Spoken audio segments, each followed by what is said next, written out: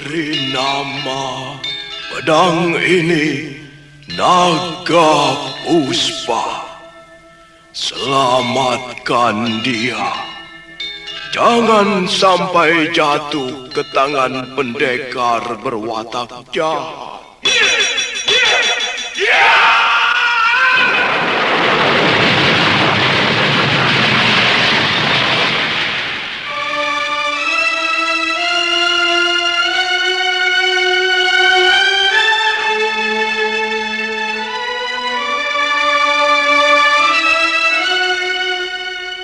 Tutur Tinula.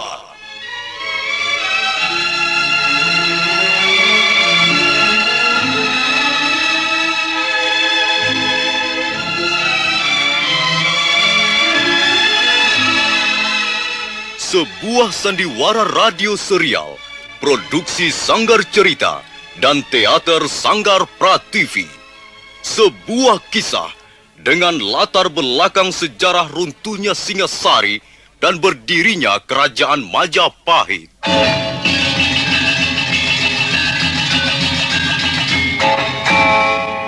Sandiwara ini didukung oleh pemain-pemain radio yang sudah ternama, Ferry Fadli, Ivone Rose, dan Eli Ermawati.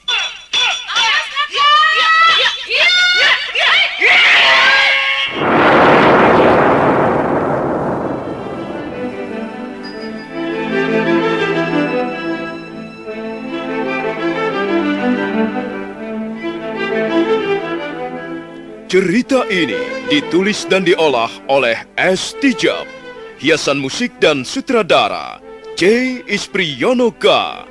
Kali ini mengetengahkan episode ke-11 dengan judul Mutiara Ilmu di Atas Batu.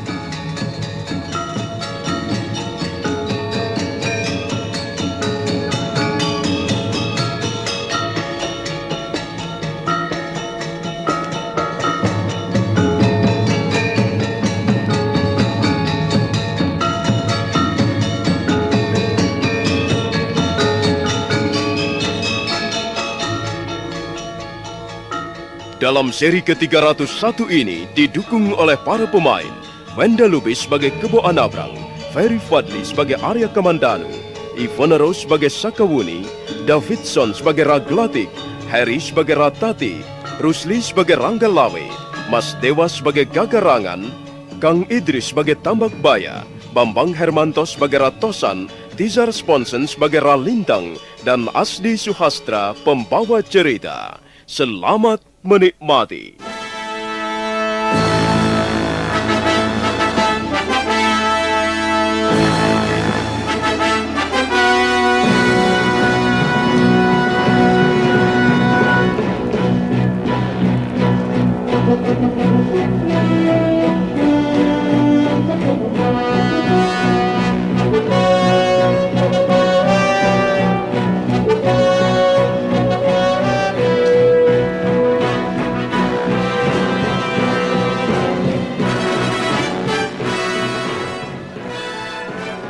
Demikianlah, seperti apa yang sudah dikatakan dalam sejarah, seperti apa yang diungkapkan dalam Kidung Ranggalawe, tahun Saka Kuda Bumi Paksaning Wong, tahun 1217 atau 1295 Masehi, Ranggalawe berontak.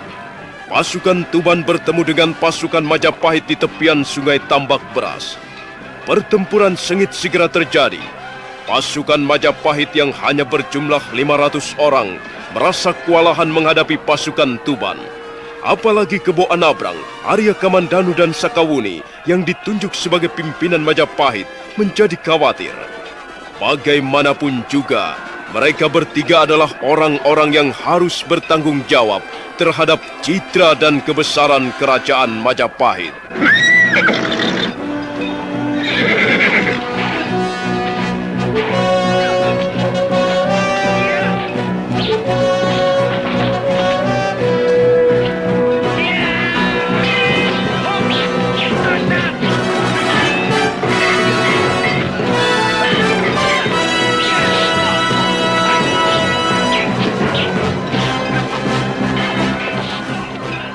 Kurang ajar. Prajurit-prajurit kita bisa terbunuh semuanya, Kakang Kamandanu. Kita telah dibokong dari 3 jurusan, Adik Kebo Anabrang. Kita harus segera mencari jalan keluar dari kesulitan ini, Adik Kebo Anabrang. Benar, Nini Sakauni. Kita bertiga yang harus bertanggung jawab terhadap keselamatan prajurit-prajurit Majapahit. Lihat, Kakang Kamandanu. Siapa 2 orang itu? Mereka sudah membunuh banyak sekali prajurit-prajurit kita. Entahlah, Adik Kebo Anabrang. Saya belum tahu siapa nama mereka. Tapi agaknya mereka berdua sahabat-sahabat dekat Kakang Ranggalawe. Aku akan menjajal kemampuan mereka.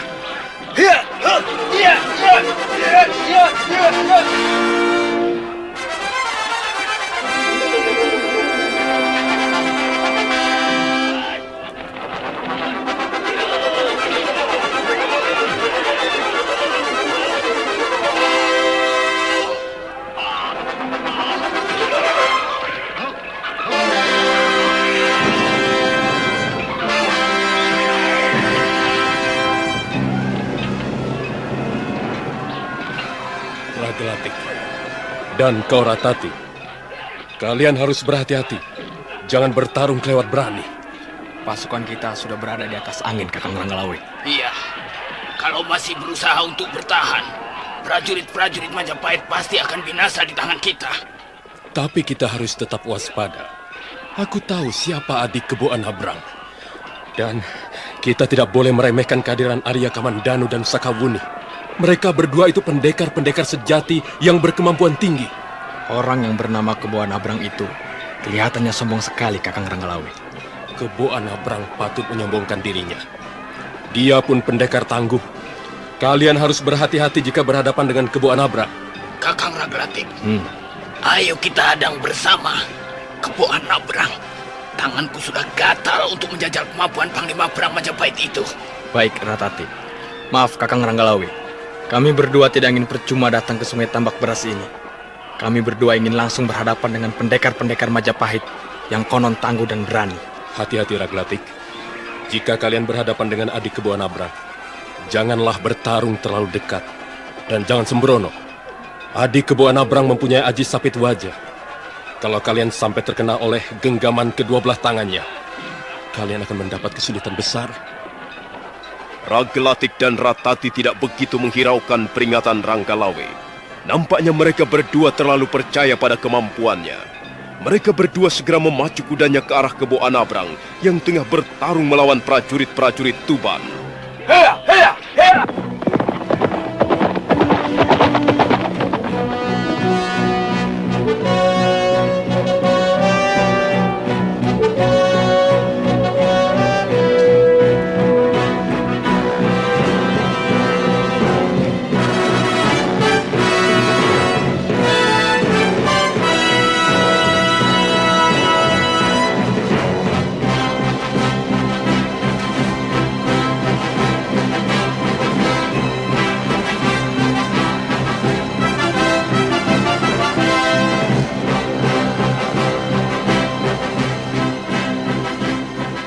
Sekalipun dalam keadaan terdesak, pasukan Majapahit masih terus mengadakan perlawanan. Banyak di antara mereka yang gugur di medan peperangan, tapi semangat mereka masih bernyala-nyala. Hal itu karena mereka dipimpin oleh pendekar-pendekar tangguh dari Majapahit. Jumlah korban dari prajurit-prajurit Tuban pun tidak bisa dibilang sedikit. Kebo Anabrang mengamuk bagaikan banteng ketaton. Mata pedangnya berkilat-kilat menyambar ke sana kemari. Dan prajurit-prajurit Tuban bergelimpangan bagaikan batang pisang yang ditebas.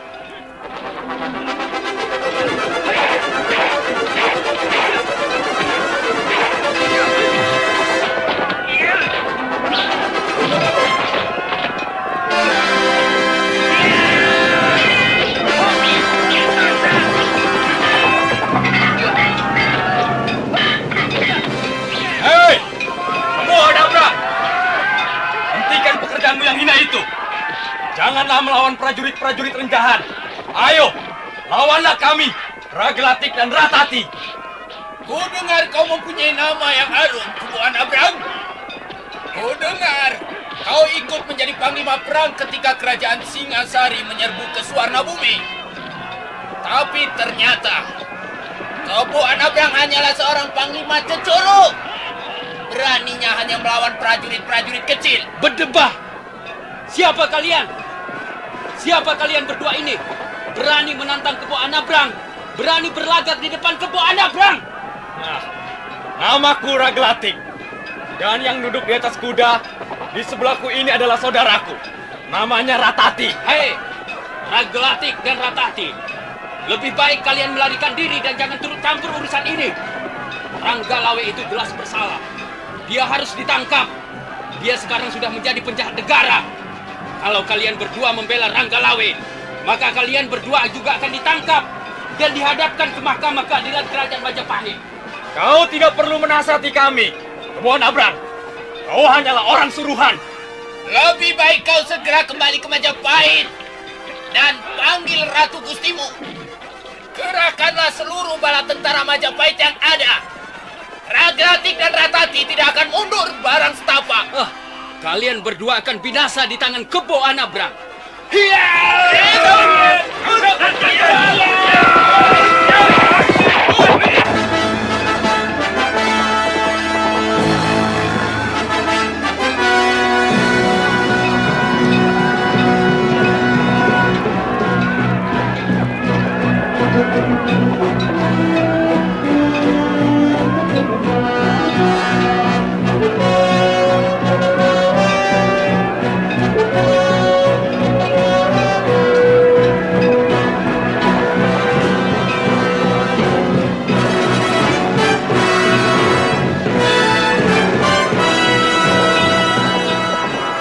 Raglatik dan Ratati terkejut sekali. Mereka sama sekali tidak menduga bahwa Kebo Anabrang dengan kudanya bergerak begitu cepatnya. Raglatik dan Ratati segera menghentikan tali kekang kudanya, sehingga kuda mereka melonjak tinggi. Dan akibatnya, mereka berdua terjatuh dari atas kudanya masing-masing.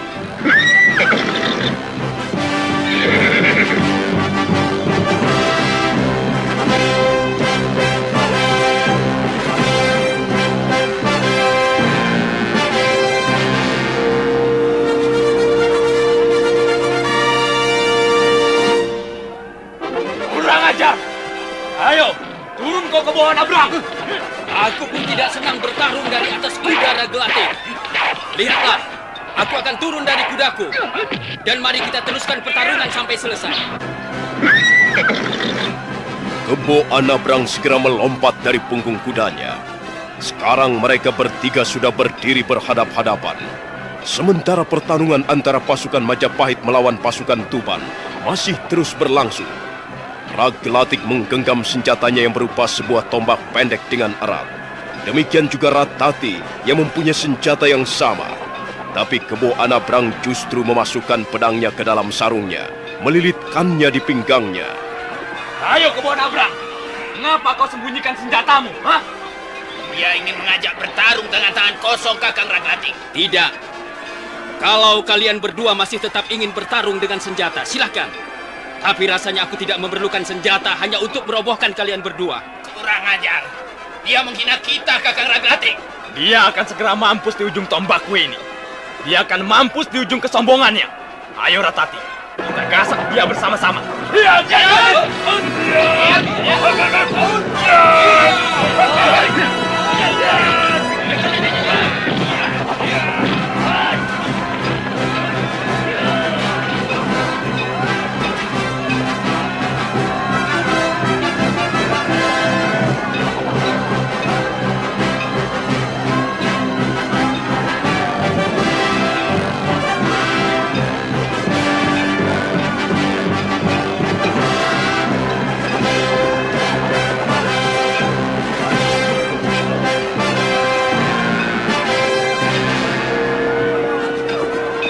Kebo Anabrang melayani serangan-serangan Raglatik dan Ratati hanya dengan mengandalkan tangan kosong. Sementara Raglatik dan Ratati menggunakan senjatanya yang berupa sebuah tombak pendek. Mereka berdua berusaha mengepung Kebo Anabrang dengan sergapan-sergapan beruntun. Suatu ketika Raglatik berhasil melukai paha kiri Kebo Anabrang. Ujung tombaknya secepat kilat menyambar dan menggores paha kiri Kebo Anabrang. Kebo Anabrang terkejut dan dia menjadi sangat geram melihat paha kirinya terluka. Raglatik merasa mendapat angin segar, tapi hal itu justru membuatnya celaka. Dia lengah tangan Kebo Anabrang berhasil menyambar lengannya. Tombaknya terlepas.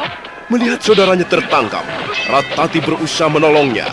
Dan hal itulah yang justru membuatnya ikut celaka. Tangan Kebo Anabrang dapat menyambar lehernya.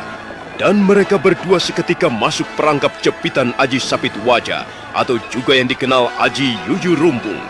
Walaupun berusaha untuk berontak, tapi usaha mereka sia-sia belaka.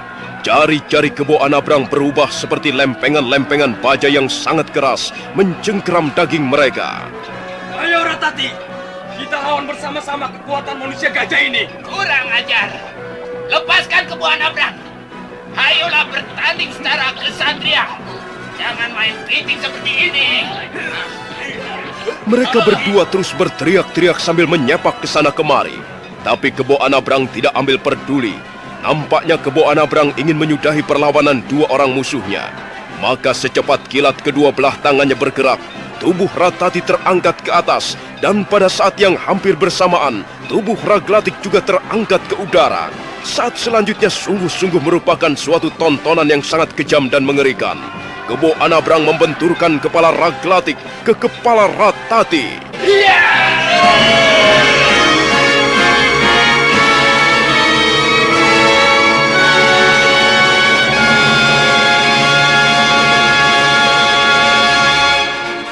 Dan gugurlah Raglatik dan Ratati di tengah medan peperangan. Kepala mereka hancur berkeping-keping. Seketika kedua orang pendekar itu menemui ajalnya tanpa merintih lagi.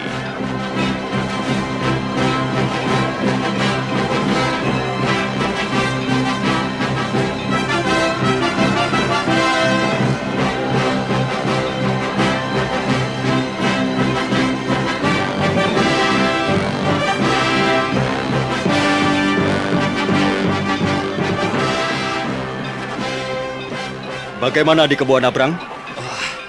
Dua orang itu sudah kubinasakan Kakang Kamandanu. Tapi pasukan kita sudah hampir terbasmi habis Adi Kebo Anabrang. Mereka yang tinggal tidak ada lagi 300 orang. Kita harus segera mengambil tindakan tegas, Kamandanu. Kalau tidak, kita semua bisa binasa. Kalau begitu, kita perintahkan saja untuk mundur. Tidak ada gunanya kita melawan mereka. Jumlah mereka memang jauh lebih besar. Sebaiknya memang begitu Adi Kebo Anabrang. Aku punya usul. Untuk sementara kita bisa bersembunyi di belakang Bukit Suratara. Ya, kukira tempat itu cukup aman untuk berlindung. Kalau begitu, ayolah. Kita perintahkan pasukan Majapahit mundur. Mundur! Ayo semuanya mundur! Ayo mundur! Mundur semua!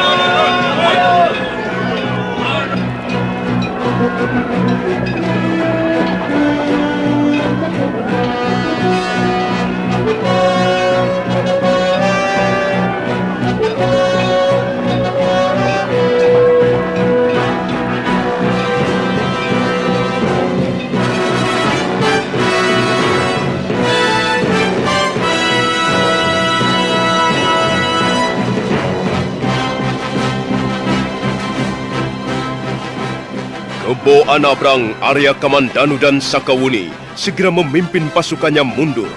Mereka berlari kencang ke arah Bukit Suratara, atau biasa juga disebut Bukit Pohon Dewa.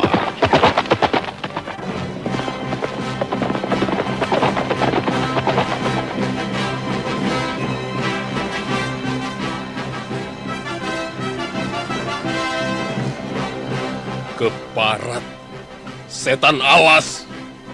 Mereka mampu meloloskan diri rupanya. Kita harus bersabar, Gusti Ranggalawi. Kita jangan sampai terjebak. Benar, Gusti. Kiranya kita tidak perlu mengejar mereka. Barangkali hal itu mereka lakukan untuk pancingan agar kita masuk perangkap. Saya tahu keadaan Bukit Surataro. Punggung bukit itu letaknya memang sangat bagus untuk berlindung.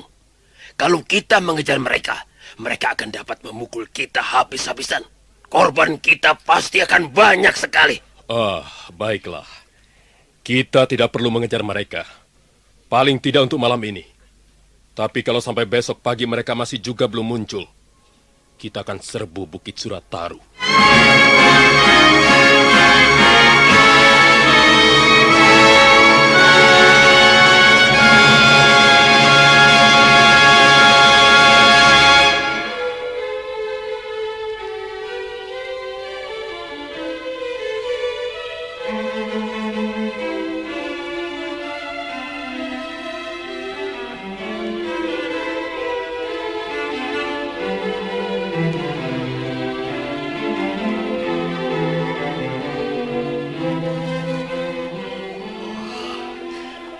saudaraku Ragalatik dan saudaraku Ratati.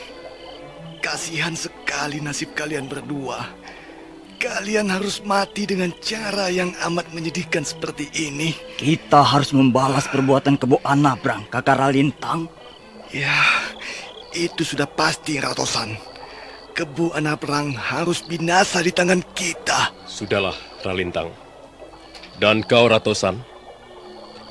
Aku sangat menaruh hormat atas pengorbanan yang diberikan oleh kedua orang saudara kalian. Untuk itu, aku berjanji. Besok pagi Ranggalawe akan mencari Kebo Anabrang. Aku sendiri yang akan menghadapi Kebo Anabrang.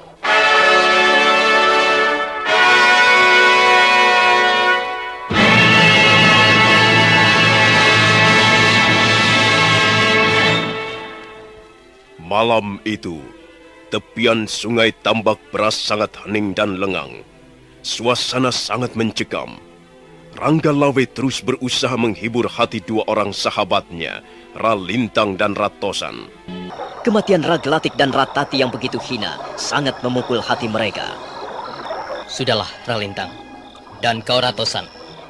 Biarlah aku yang akan menghadapi Kebo Anabrang besok pagi. Tidak, Kakang Ranggalawe. Biarlah kami yang akan menghadapinya. Kami betul-betul tidak terima atas kematian dua orang saudara kami. Kau jangan membantah kata-kataku, Ralintang. Kebo Anabrang itu bukan lawan tanding kalian. Kami tidak gentar menghadapinya, Kakang Ranggalawe. Kami harus menuntut balas kematian Raglatik dan Ratati. Sudahlah. Aku tahu. Sekarang ini hati kalian sedang terbakar api dendam. Lebih baik malam ini kalian istirahat. Dan besok pagi kita akan mencari cara yang sebaik-baiknya untuk membunuh Kebo Anabrang.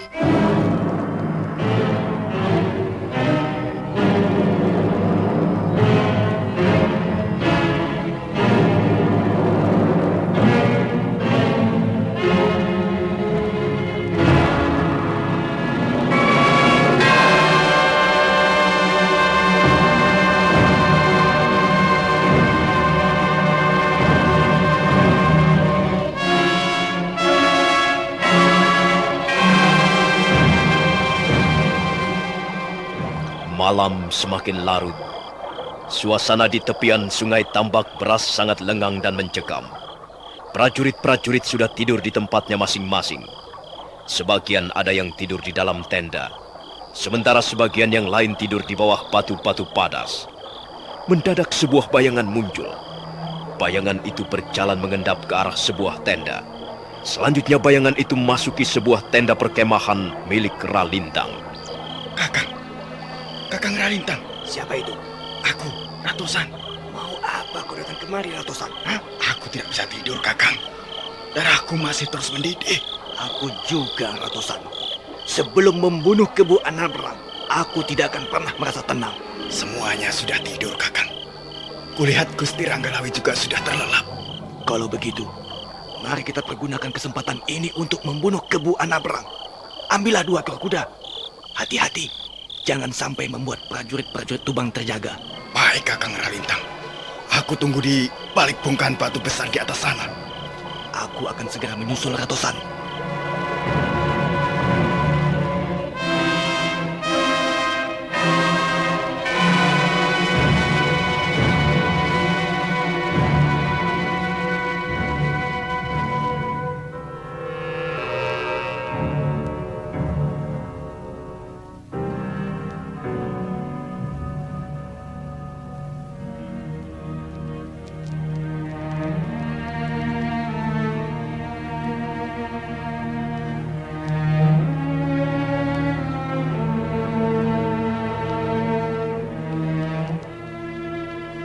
Bayangan itu, yang ternyata adalah Ratosan, segera meninggalkan tenda saudara kandungnya. Tak lama kemudian, mereka pun sudah bertemu di balik bongkahan batu di atas sungai. Ralintang menuntun 2 ekor kuda. Mereka bergerak sangat hati-hati. Sementara itu, prajurit-prajurit Tuban masih terlelap dalam tidurnya masing-masing. Maka, setelah dirasa aman, 2 orang itu pun segera memacu kudanya menuju Bukit Surataru.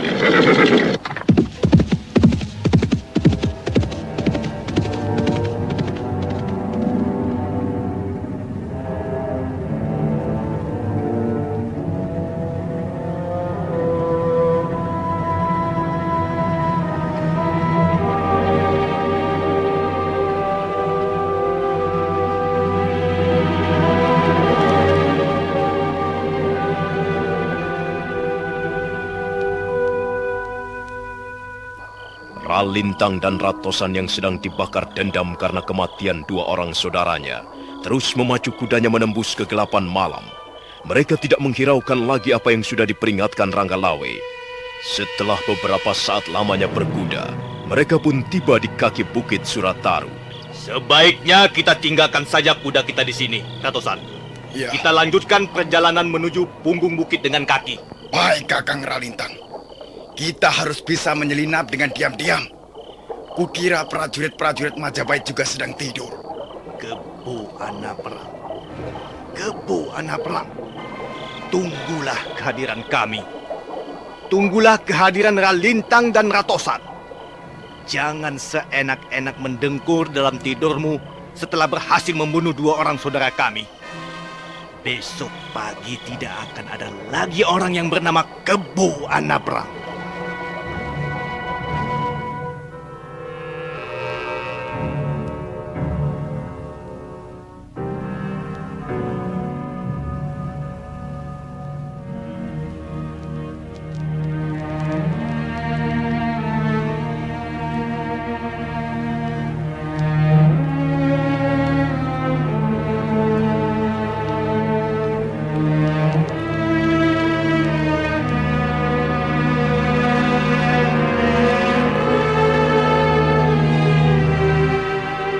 Memang benar, prajurit-prajurit Majapahit pun sedang nyenyak dalam tidurnya masing-masing. Kebo Anabrang baru saja masuk ke dalam tendanya setelah beberapa saat lamanya berunding dengan Arya Kamandanu dan Sakawuni untuk membicarakan apa saja yang perlu dilakukan besok paginya. Tapi nampaknya masih ada dua orang yang terjaga. Mereka adalah prawira muda Gagak Sarkara dan prawira muda Mayang Sekar.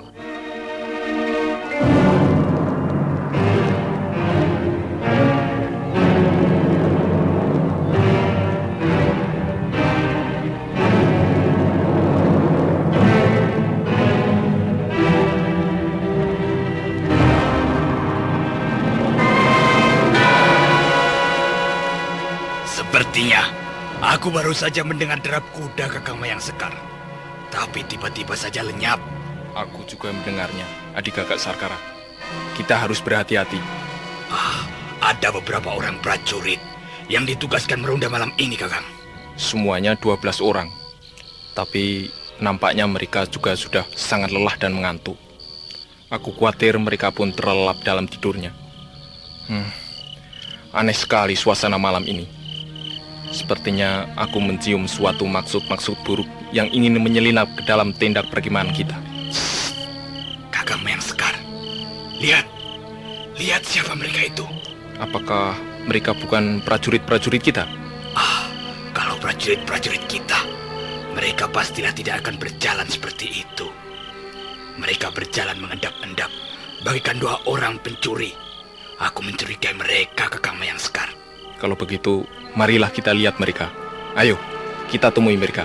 Baru saja prawira Gagak Sarkara dan prawira Mayang Sekar bergerak, mendadak bayangan berkelebat lenyap. Mereka melarikan diri, adik Gagak Sarkara. Ayo kita kejar mereka, Kakang Mayang Sekar. Cepat, pastilah mereka pencuri-pencuri busuk. Pastilah orang-orang Tuban.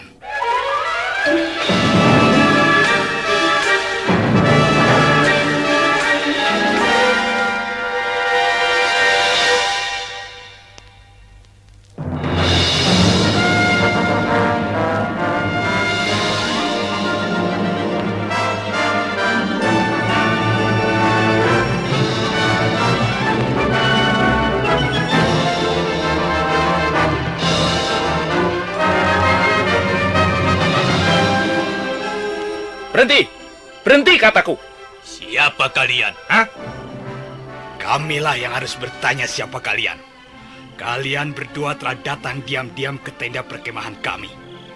Kalian pastilah bermaksud buruk. Bukankah kalian orang-orang Tuban? Ya, benar. Kami orang-orang Tuban. Kami memang datang bukan dengan maksud yang baik. Kalau begitu, kalian berdua harus kami tangkap. Kalian berdua akan kami bawa ke depan Gusti Kebo Anabrang. Kalian boleh saja menangkap kami, tapi setelah kami menjadi mayat. Bapu. Kalian orang-orang Tuban berjiwa pengecut. kalian pasti akan binasa di tangan kami. Ayo Kakang Mayang Sekar, kita ringkus dua orang ini. Tentu saja adik kakak Sarkara. Itu sudah menjadi tugas dan kewajiban kita.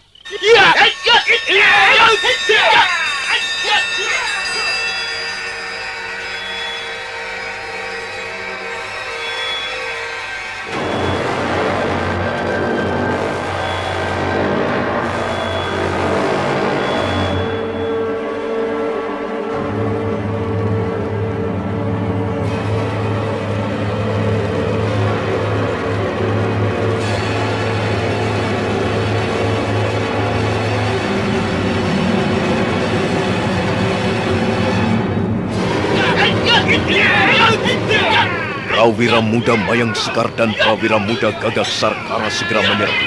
Ralintang dan Ratosan menghadang serangan-serangan mereka dengan lincah. Setelah beberapa jurus mereka bertarung dengan tangan kosong, akhirnya mereka menggunakan senjata.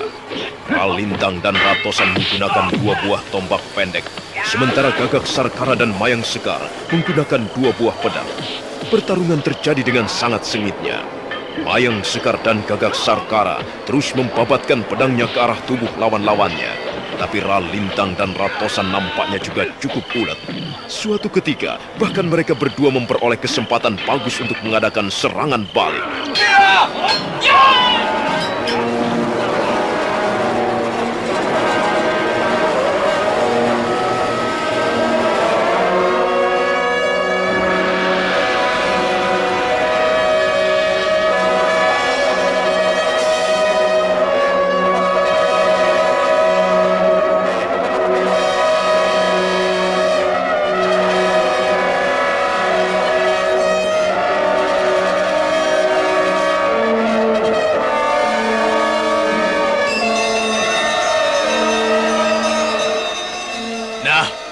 Bagaimana?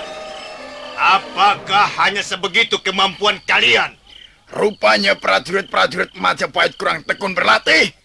Hanya dalam beberapa gebrakan saja, mereka sudah kehilangan senjatanya masing-masing. Hai, kalian orang-orang Tuban, jangan keburu sombong. Kami belum menyerah. Kalau tadi kalian tidak menyerah, sebaiknya sekarang menyerah. Ayo, menyerahlah. Dan katakanlah kepada Kebu Anabrang bahwa kami, Ralintang dan Ratosan menunggu di sini. Kami akan membuat perhitungan dengan majikanmu itu. Kebu Anabrang telah membunuh dua orang saudara kami. Dan dia harus menebus perbuatannya itu dengan nyawanya. Kalian berdua tidak kami izinkan untuk menemui Gusti Kebu Anabrang. Kalian boleh menemui beliau, tapi langkai dulu mayat kami.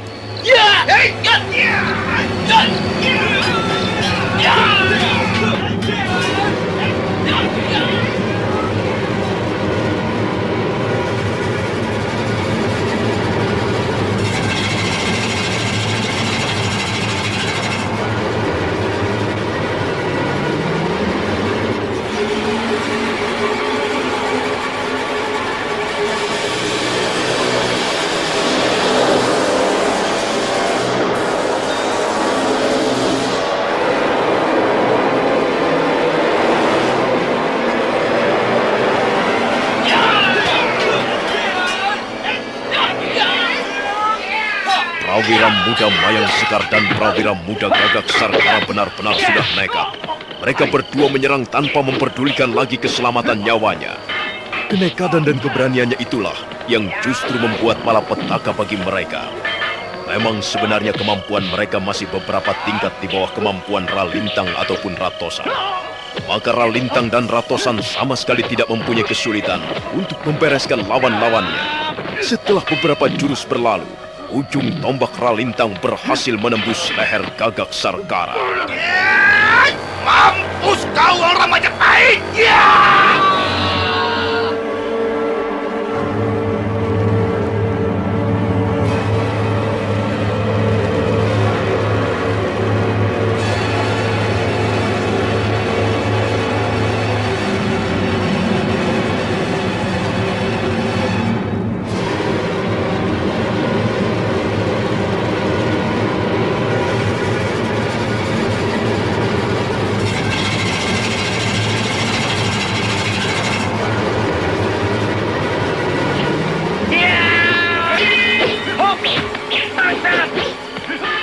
Tubuh Gagak Sarkara limbung sejenak. Kemudian tubuh itu bergoyang-goyang sebelum roboh. Mayang Sekar terkejut melihat teman dekatnya tersungkur jatuh. Dan pada saat itu dia lengah. Selanjutnya ujung tombak Ratosan berkelebat dan Mayang Sekar pun mendekap dadanya.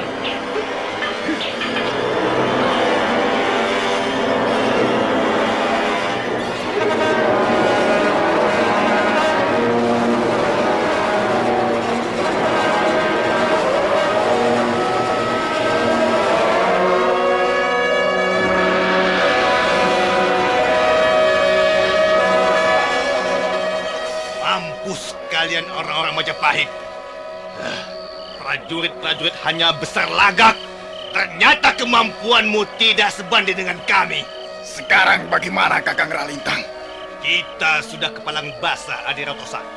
Mari kita teruskan rencana kita semula. Malam ini juga, Kebo Anabrang harus binasa di tangan kita.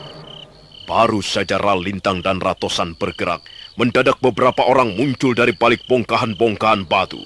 Dan salah seorang di antara mereka ternyata adalah Kebo Anabrang sendiri.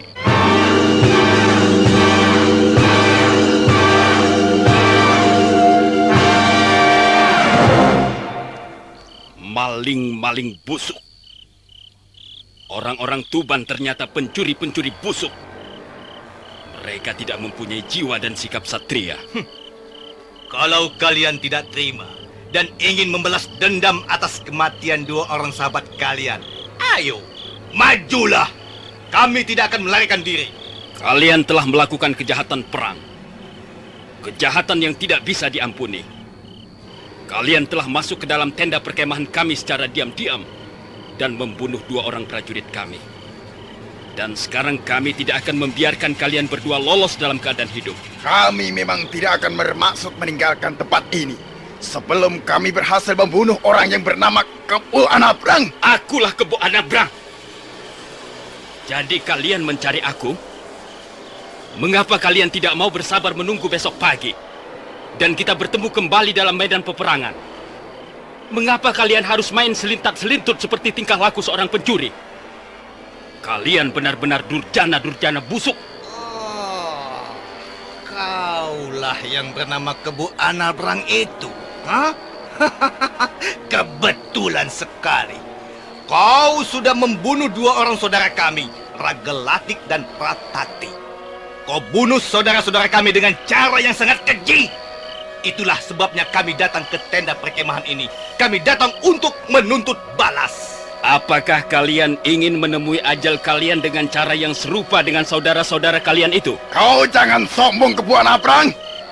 Kalau kau berhasil membunuh dua orang saudara kami, belum tentu hal yang serupa dapat kau lakukan untuk diri kami berdua. Sekarang hadapilah kami Ralintang dan Ratosan. Baik. Karena aku yang telah membunuh dua orang saudara kalian, maka akulah yang akan bertanggung jawab. Ayo, majulah kalian berdua. Mampus kau Kebo Anabrang! Yeah! Yeah!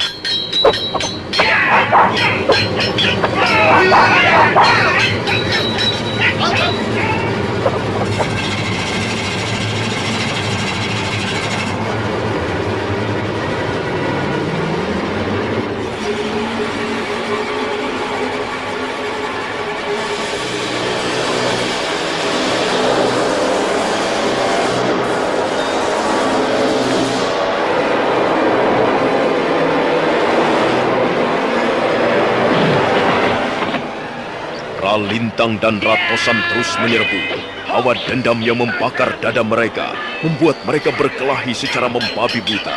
Mereka lupa apa yang telah diperingatkan oleh Ranggalawe, bahwa jika bertarung melawan Kebo Anabrang, janganlah sampai terlalu berani mendekat.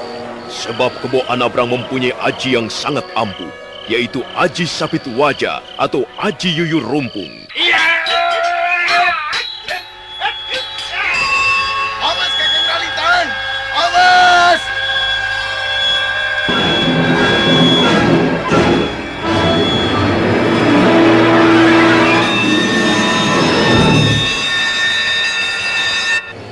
Ralintang memang lengah sekali. Hal itu disebabkan karena dia berkelahi dengan membabi buta. Suatu ketika, Kebo Anabrang berhasil menyambar tangannya. Dan saudara pendengar, bagaimanakah kisah selanjutnya? Apa yang akan dialami oleh Ralintang dan Ratosan? Dan bagaimana dengan Ranggalawe dan pasukan Tuban? Silahkan menunggu seri berikutnya. Sampai jumpa.